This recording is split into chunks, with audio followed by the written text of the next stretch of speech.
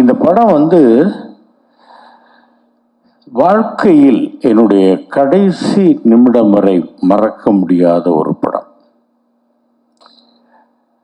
நான் ஒரு வீடு கட்டிக்கிட்டு இருக்கும்போது நான் சொல்கிறேன், தம்பி, எனக்கு அதை பற்றி ஒன்றும் இதெல்லாம் ஏன் சொன்னீங்கன்னு கேட்காதீங்க, நான் சொல்லுவேன், அது எனக்கு கடமை.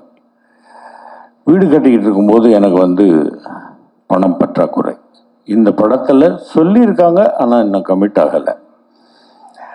எந்த விதமான ஒரு தடையும் இல்லாமல் பேசிய அந்த சம்பளத்தில் 2/3 பங்கை உடனே எனக்கு அவருடைய சொந்த பணத்தில் இருந்து கொடுத்து, நீங்கள் வீட்டை கட்டுங்கண்ணே, அப்புறம் பார்த்துக்கலாம் அப்படின்னு சொல்லி எனக்கு ஆதரவளித்தவர் தம்பி விஜய் அவர்கள். நாங்கள் இருவரும் ஒரு தாய் வயிற்றில் பிறக்கவில்லை, ஆனால் நான் தம்பி என்று பாசமாக அழைப்பதும் அவர் அண்ணன் என்று பாசமாக அழைப்பதும் பூர்வ ஜென்ம புண்ணியம் அப்படின்னு தான் நான் நினைக்கிறேன்.